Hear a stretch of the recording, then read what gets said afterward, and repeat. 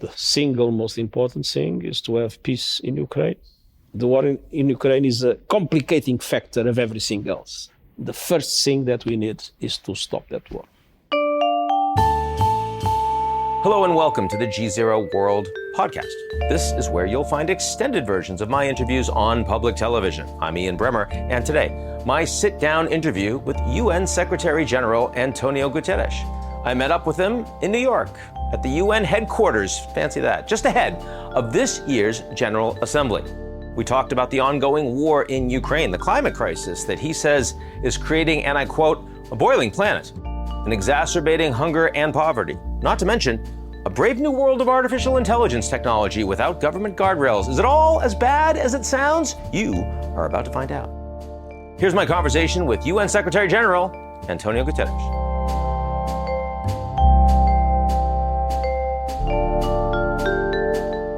The GZERO World podcast is brought to you by our lead sponsor, Prologis. Prologis helps businesses across the globe scale their supply chains with an expansive portfolio of logistics real estate and the only end-to-end solutions platform addressing the critical initiatives of global logistics today. Learn more at prologis.com.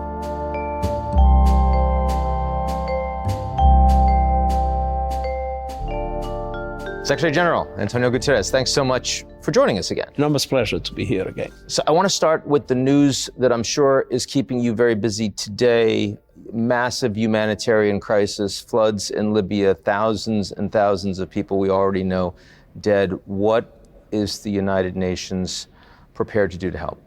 Well, we immediately mobilized all the resources we had in both countries.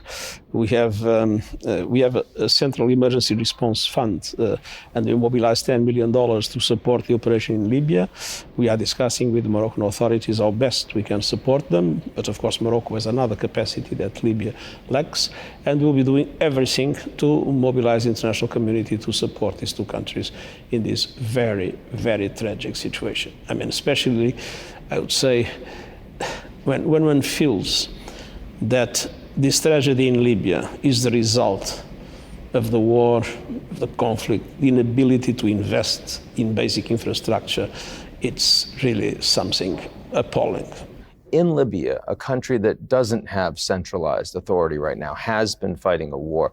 I see that at least on the humanitarian front, these two leaders are engaging with each other, are facilitating humanitarian aid. Does that give you any hope that we might more quickly bring an end to this conflict? We have seen other situations in which humanitarian needs to bring together people then had consequences. And I hope there is no fighting in Libya, as you know. The problem is to find a political solution, allowing for elections, and with those elections to create a government with the legitimacy that has been lacking until now. And I hope that this will facilitate an agreement on how to move forward.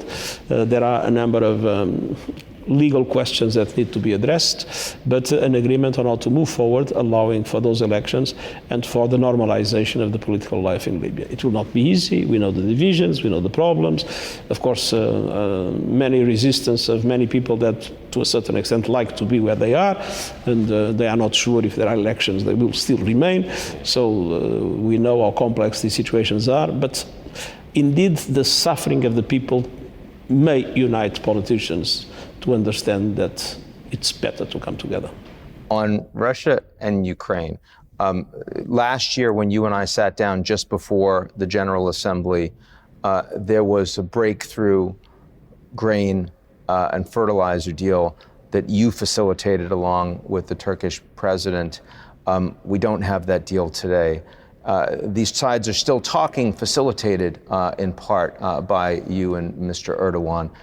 Do you have any hope that we can get back to an agreement that would allow all of these essential commodities to get to the poorer countries of the world? Hope is the thing that never dies, but it will not be easy. And I'm perfectly aware it will not be easy. We are in an area of escalation, not an area of easy solution of problems. But hope never dies. And of course, I will be going on talking with the Ukrainians, with the Russians, and with the Turks, because it would be very important for the global markets, and especially for prices to come down and for everybody to benefit if we were able to have the Black Sea Initiative back on track.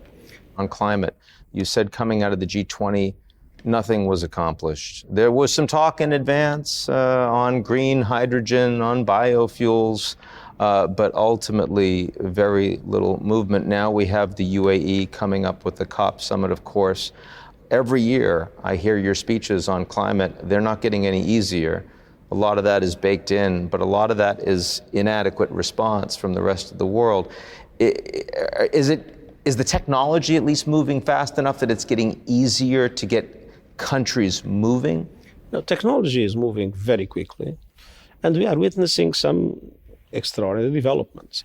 For instance, China, one of each 2 cars that they sell now in the Chinese market is electric. I mean, so there are...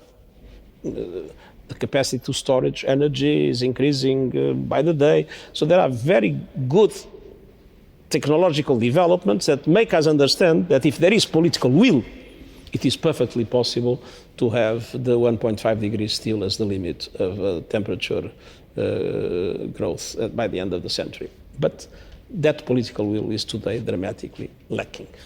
We're not heading to 1.5 right now. We are heading to 2.8. If nothing changes, of course, things will change, but we are at high risk to, at a certain moment, make it irreversibly impossible to get to 1.5. What's the single biggest thing that needs to happen in the near term that would make you feel a little bit more optimistic that we are not moving over the cliff? Well, the single most important thing is to have peace in Ukraine. Peace based on international law, on the Charter of the United Nations, but let's also be clear, I don't see that in the immediate future. But the war in Ukraine has had a very negative impact on deepening the geopolitical divides. The war in Ukraine is a complicating factor of everything else. And so the first thing that we need is to stop that war. I see President Lula from Brazil saying that Ukraine is getting far too much attention at the General Assembly and other places, very frustrated. He wants to take a much more global stance. He thinks this is mostly a European problem. What do you say to him, because we know that the costs of the Russia-Ukraine war are global. They're global costs. It is obviously today a global problem, and it is undermining the capacity of the world to come together. Capacity that was already difficult before, but now it's much more difficult. And this is a factor that is poisoning the international political atmosphere, independently of the horrible impacts for the Ukrainian people that is suffering enormously, and the impacts on energy markets, food markets, and financial markets globally. So you just came from India for the G20. The Prime Minister, by all accounts, did a pretty solid job of chairing the G20 process this year. We saw that there was a communique at the end that everyone around the table could make good on. I was thinking back from this summit on your words in Paris a few months ago on how strongly you called multilateral financing broken for the global South, inadequate. That was a big part of the focus of the G20 this last week. Do you feel this? I mean, there are headlines, a lot of announcements, but did we move the ball? Well, first of all, we need to pay tribute to the Indian presidency because they managed... Of the G20. Of the G20, yes. Because they managed to have the voice of the South clearly expressed, and they managed to put the development agenda in the center of the work of the G20. And indeed, the declaration that was approved is a declaration that is very strong on supporting the need to overcome the present tragic situation in which the Sustainable Development Goals are not moving forward as they should. They welcomed the SDG stimulus. That is a mega proposal that we made to accelerate the implementation of the SDGs. And there were some important references, namely in relation to the needs for the multilateral development banks to be reformed and to be more effective and to have more resources. So, I mean, there is a number of things that I believe were important. On climate, there was no progress. Let's also be clear. But I think that this has created a dynamic that will be useful, I hope, in our summit for the Sustainable Development Goals, where we hope to have a clear declaration saying how important it is to have the Sustainable Development Goals stimulus in what it means in relation to debt, in what it means in relation to concessional funding, in what it means in relation to the way SDRs can be distributed or redistributed in a much more effective way. So there are a number of things that would create the conditions finally for developing countries to have the resources they need to implement the Sustainable Development Goals. But we hope also to have a clear signal about the need for reforms of the international financial architecture. We have an international financial architecture that was created after the Second World War. It represents the power relations and the economy of that time. It is totally outdated, it is dysfunctional, and it is unfair. The money for Africa, for example, is completely inadequate in that environment. Yes. So we brought the African Union in now as a member, just like the European Union, of the G20. I mean, the leadership of the G20 has been very focused on the global south. Is that enough to move the money? I mean, do we see the Americans, the Europeans, the Japanese, even the Chinese making a response that matters? Let's be clear. There has not been more additional money, except in relatively small quantities. Official development assistance will not increase. So the question is, how can we multiply the resources that exist? That is why it is so important to channel the special drawing rights through multilateral development banks. Each dollar will allow them to go to the market, get $5, and make those $5 at the disposal of developing countries. That is why it is so important that multilateral development banks, beyond their loans, are able to provide guarantees and to be first risk takers in coalitions of financial entities in order to massively mobilize, to leverage private finance. Without private finance, we are not going to do it. But multilateral development banks need to concentrate on that in the way they do business, which is a big change in relation to their traditional modus operandi. And we need to have a serious response to the debt problem. We have a huge number of countries in debt distress. We have a huge number of countries at high risk, and many of them simply have no fiscal space for anything. Africa is paying more in relation to debt than in relation to education or health. This is totally unacceptable when we see the dramatic problems that the continent is facing. So we need to do reforms in the system in order to allow the system to be able to multiply the resources that exist, knowing that those resources are probably not going to increase substantially. But there are different ways. For instance, one thing is for you to provide money to a project. The other thing is to put money on the capital of the World Bank or of any other multilateral development bank. If you provide $1 to a project, it's $1. If you provide $1 to the capital of the multilateral development bank, that dollar will allow them to multiply. So what we need is to redesign the way the international financial system works in order to be able to multiply the resources we have. And then there is another question, a central question, is that they are today small. If you look at the World Bank, the paid-in capital of the World Bank today is less than 1/5 in percentage of global GDP than what it was in 1960. Because it hasn't changed in decades, basically. And so the point is very simple. These reflect the world after the Second World War. They are essentially under the control of the developed countries. But we now see a number of emerging economies with a growing role in the global economy. I think it's in the interest of developed countries to reform international financial institutions to make sure that they correspond to the realities of today's economy. By the way, developed countries would still maintain a dominant position, but this would make those institutions truly universal in relation to what the universe is today. And this would also allow to have a meaningful increase in their capital, because the alternative to reform is not the status quo. The alternative to reform is fragmentation. It just breaks down.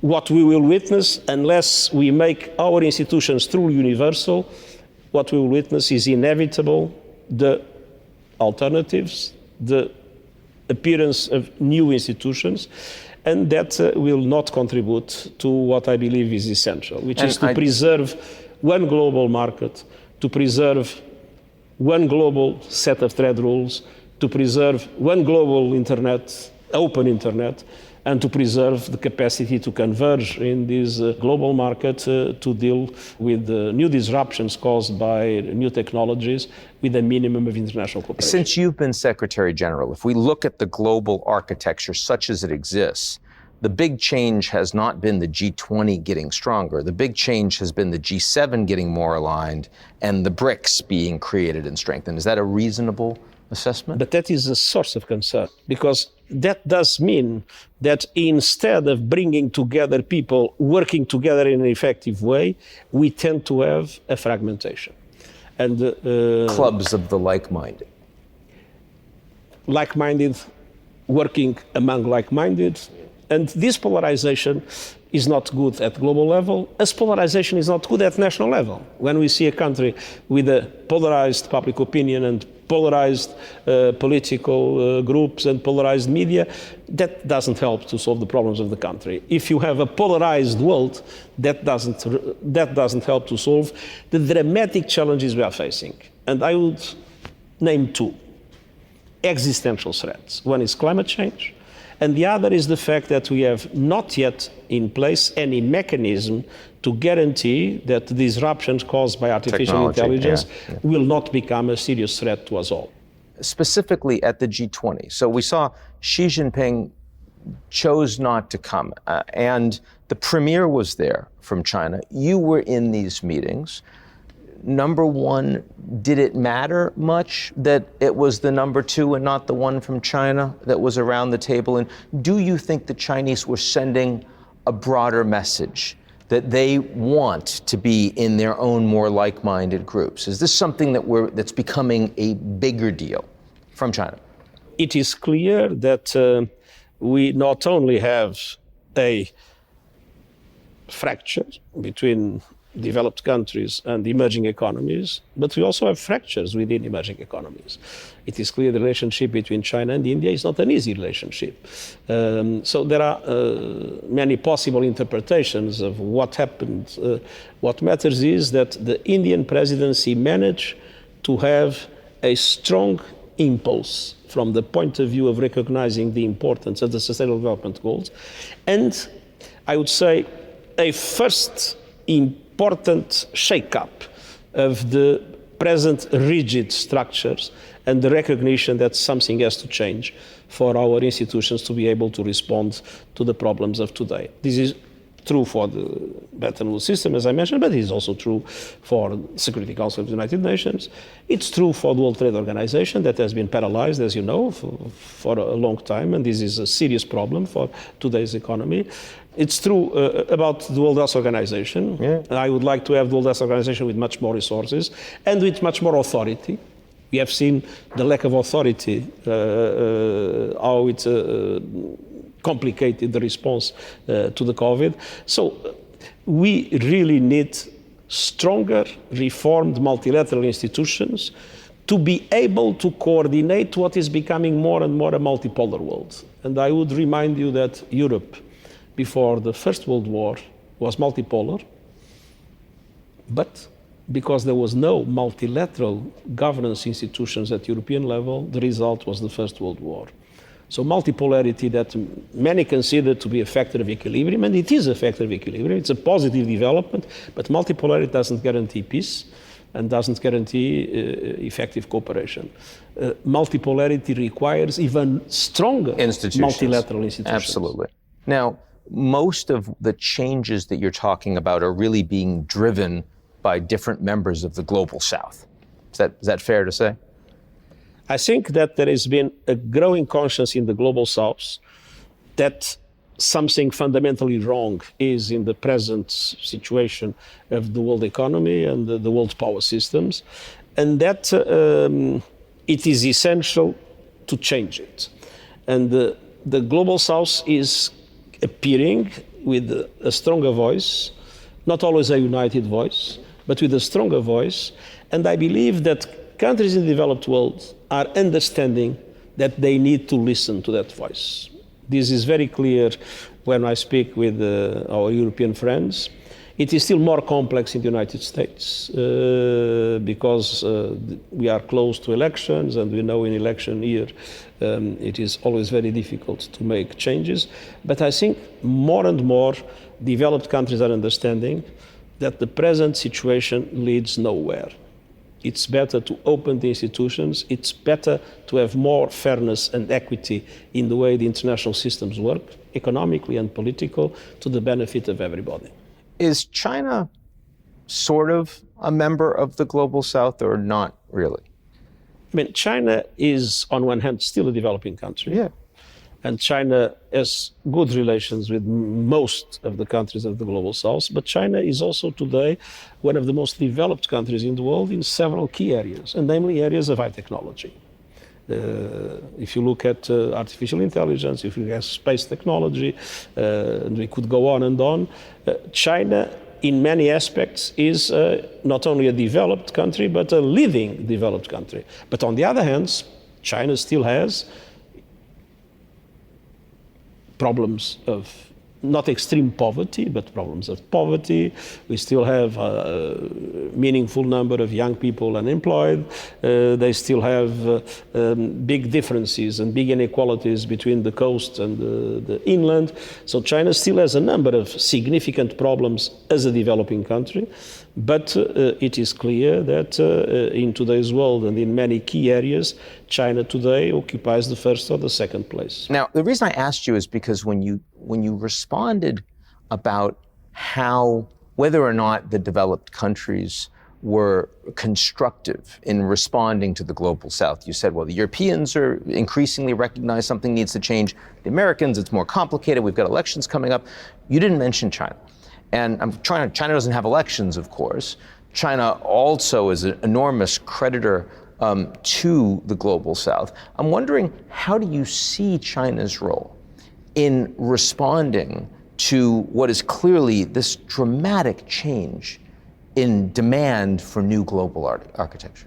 It's essential that China is part of the solution of debt relief for the developing countries. And in my conversations with the Chinese, they are admitting that many of the loans that they made need to be extended in time and need to have better conditions. The Chinese are still reluctant to the so-called haircuts, but are open, at least in our discussions and in what I've seen in some international negotiations, are open to increase their time because, I mean, you cannot fund an infrastructure like a railway with the loans at 10 or 15 years. You need loans at 30 or 40 years. So I think China is understanding that they need to be part of the debt solution, and that there must be a cooperation between China and other creditors for things to effectively work. And until now, this has been one of the difficult things to put together. Some mistrust, misinformation, lack of capacity to bring these things together. On the other hand, it is for me obvious that if we want to have a global market, there must be a serious negotiation between Western countries and China on trade and technology. China needs to be more transparent into a number of things and more open to a number of aspects of integration of the global economy. On the other hand, I believe Western countries need to understand the reality of China, as China is today. So it's no longer a small economy, it's a large economy. Growing, even if we have now some problems in the Chinese economic and financial situation with the real estate bubble. But I mean, it is impossible to ignore that China is a central aspect of the global economy today. And so a serious negotiation between the West and China is absolutely essential to have one global market, to have one global financial system, and to have, in other aspects, the unity that is essential if we want to have a rules-based order in which everybody abides by. So the last big question I wanted to end with was technology. You already talked about AI and the disruptive implications of AI as one of the big existential crises for the world today, climate being the other one. I just saw Ursula von der Leyen of the European Union at her State of the EU, and she called for a UN-led intergovernmental panel on artificial intelligence. Nice to see the head of the EU calling for the United Nations to take a strong leadership role here. Do you think that's feasible? And how can the United Nations help to respond to this very, very fast-moving challenge? Well, first of all, the decision will be a decision of member states. Let's not forget it. But we will put in place immediately after the General Assembly a high-level advisory body on artificial intelligence to work with me to come with concrete proposals in this regard. And for me, it is clear that we must have some kind of global entity. There are different models that have been put on the table. One is the International Agency of Atomic Energy. The other is the IPCC, the Scientific Board of Climate Change. The others talk about ICAO as a model. We need to have some kind of global entity in which there is competence, technical competence, and in which there is some monitoring capacity and eventually some regulatory capacity, and at the same time to be a platform in which the different actors come together, including, of course, the companies, including the scientists, including the civil society, because governments alone will not be able to tame this complicated animal that is artificial intelligence. Do you think the member states, are they prepared to accept an institution where the governments don't have all of the power? I mean, that's the reality, but are they prepared to accept that reality? We'll see. I believe that there needs to be an intergovernmental part on it, but also there needs to be a platform on the key stakeholders need to be present for us to be able, as I said, to move in an effective way to guarantee artificial intelligence is a fundamental tool for our common development, and it's not a threat for the future of humankind. So I asked you a whole bunch of big questions. You're coming up to literally hundreds of bilaterals over the course of the next week. What's the one thing that we should watch out for that I didn't mention from the United Nations high-level week next week? There will be, of course, a lot of discussions on Ukraine, but our most important objective in this week is in relation to the Sustainable Development Goals Summit and the possibility not only to approve a declaration that is far-reaching, but to have a number of strong commitments by member states and by other entities in relation to the Sustainable Development Goals in general and climate in particular. We will have our Climate Ambition Summit, and unfortunately now we have not seen much ambition. I hope that the Climate Ambition Summit will contribute to make some countries that have not been so ambitious until now, and also private sector, to come with concrete proposals that are game changers in relation to our need to tame climate change. Secretary General, it's so nice to kick off the week with you, and I wish you a great deal of luck as we go through it. Thank you very much. It's always an enormous pleasure to discuss with you. That's it for today's edition of the GZERO World Podcast. Do you like what you heard? Of course you did. Well, why don't you check us out at gzeromedia.com and take a moment to sign up for our newsletter. It's called GZERO Daily.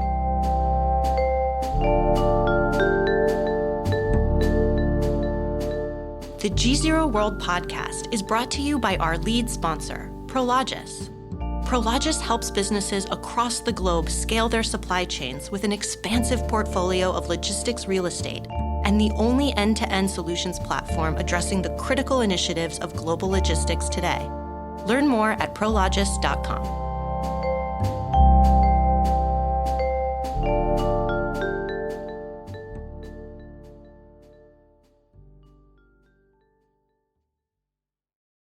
You're listening to the GZERO World with Ian Bremmer podcast, your weekly geopolitical deep dive into the world's biggest news stories, featuring in-depth conversations with global leaders and newsmakers. To get more of GZERO's insights on global politics every morning, sign up for our free newsletter, GZERO Daily, at gzeromedia.com.